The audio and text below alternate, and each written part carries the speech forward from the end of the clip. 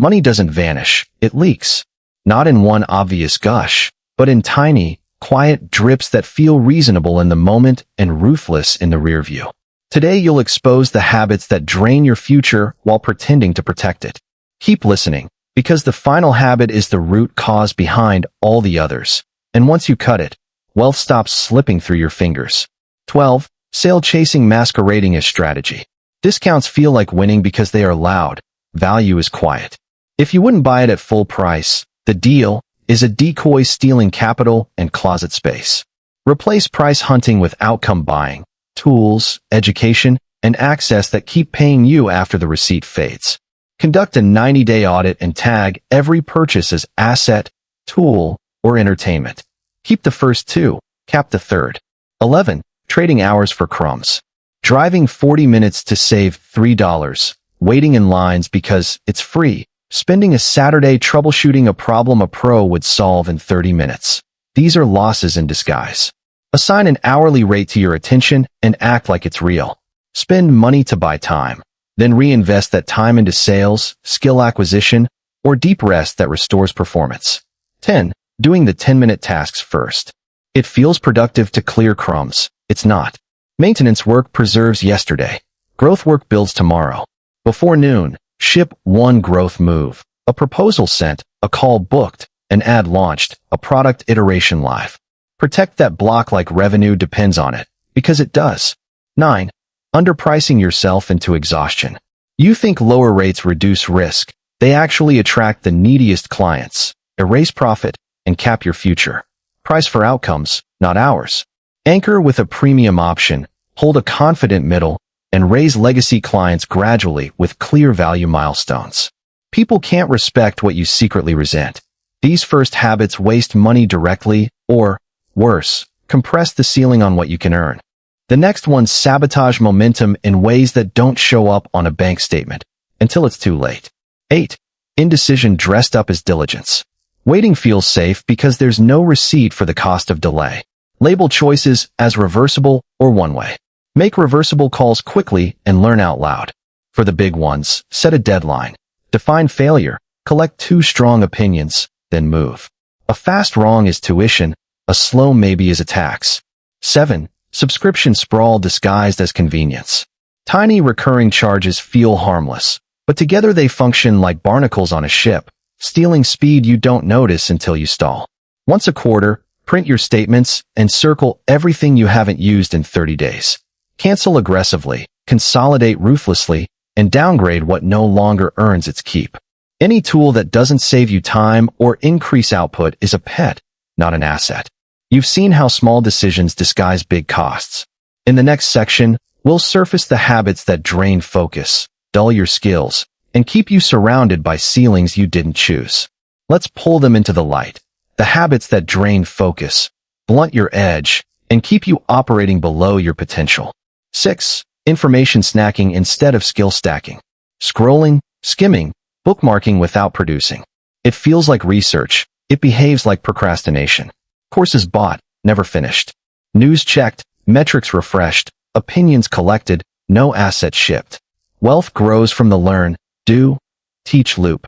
Study deliberately, build a thing that tests the idea, then package your insight for others. Replace passive consumption with active cycles. Pick one problem customers pay to solve. Schedule 2 deep sessions a week to study it, 2 to implement, 1 to document. Track outputs, not hours. If a week passes without something shipped, you didn't learn, you grazed.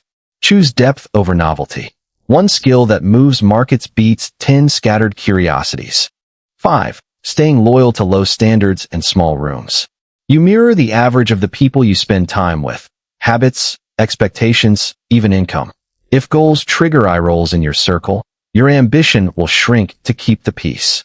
Poverty loves company. Wealth prefers proximity. Curate your inputs. Replace gossip with builders. Trade complainers for customers. Invest to change rooms. Masterminds, mentors, specialized agencies, peer groups where shipping is assumed. Set rules for access. People who drain momentum get distance. People who raise standards get priority. Make it practical. 1 monthly dinner with someone ahead of you. 1 quarterly event where you're the least experienced person in the room. one weekly call with an accountability partner. When the conversation normalizes ownership, pricing power, and systems, your default week upgrades without a fight. 4. Treating energy as optional. Money follows attention, and attention follows physiology. Poor sleep, erratic meals, no training, constant stimulants. These choices manufacture fog that makes cheap decisions feel sensible. You bargain with fatigue by picking the easy thing now and the expensive thing later. The wealthy operationalize energy, consistent bedtimes, sunlight in the morning, resistance training, hydration, focused work bouts, real breaks. You don't need perfection, you need non-negotiables. Pick 3 keystone habits and guard them harder than your calendar. 8 hours in bed, daily movement, and a no-phone recovery block. Build your work around your peak focus window and put shallow tasks in your biological valley. When your brain is sharp, you negotiate better, you sell cleaner, you learn faster, and you spot asymmetric opportunities you'd otherwise miss. This isn't self-care, it's cash flow care. If you would not sabotage your company's best machine, stop sabotaging the one inside your skull. You've now patched leaks in focus, learning, and environment. In the final stretch, we'll confront the money mechanics that quietly trap earners at the same level for years, avoiding investments because they feel risky, structuring work so you only get paid when you grind, and the core belief that keeps you cycling through cheap decisions. If you've ever felt busy yet permanently behind, the next habits are why. Cut them, and your effort finally starts compounding forward, not evaporating sideways. Fast. We're down to the money mechanics, the habits that look sensible, feel safe, and quietly lock you into the same year on repeat. 3. Risk-blind saving and investment avoidance. You hoard cash, delay contributions, and wait for the perfect time, which arrives only after the payoff is gone. Inflation erodes idle money. Opportunity costs compound silently. Wealthy people decouple risk from recklessness. They automate broad, low-fee index investing, reserve a small sandbox for calculated bets, and invest aggressively in skills and relationships that raise lifetime earning power. Build a simple allocation, emergency buffer, automatic retirement and brokerage contributions, and a monthly capability fund for courses, coaches, tools, and events that demonstrably upgrade output. Define loss limits before you start, and let rules execute when nerves flare. You're not avoiding risk. You're choosing the invisible risk of stagnation. 2. Selling only your time. When every dollar requires your presence, sickness, vacations, or boredom turn into pay cuts. Low prices attract high-friction clients. Hourly billing caps upside and punishes efficiency. Flip your model to get paid for outcomes, distribution, and ownership. Package services into clear scopes with minimums, retainers, or success fees. Layer in royalties, licensing, or tiny equity for value you help create. Build one productized offer, one evergreen asset, course, template, plugin, and one audience channel you control. Price scope, not hours. When risk rises, price it. When scope creeps, renegotiate. Multiple streams aren't a meme, they're a resilience architecture. 1. Identifying as scarce. Scarcity isn't just low funds. It's a story you rehearse until it becomes a filter. I'm not ready. I'm not that kind of person. People like me don't. That identity protects you from short-term embarrassment and guarantees long-term poverty. Rich lives are built by people who upgrade identity first, then behavior. Adopt the builder's oath. I learn fast. I ship small. I iterate in public. I take asymmetric bets. I leave rooms that shrink me. I buy time with money and use that time to build assets. Replace "can I afford it" with "will this pay me back?" Replace "what if it fails" with "how fast can I learn?" Your habits orbit your identity. Change the center of gravity, and the orbits follow.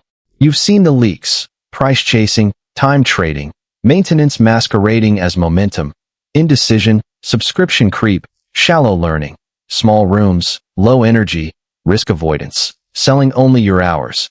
And beneath them all, an identity tuned to scarcity. Here's your move.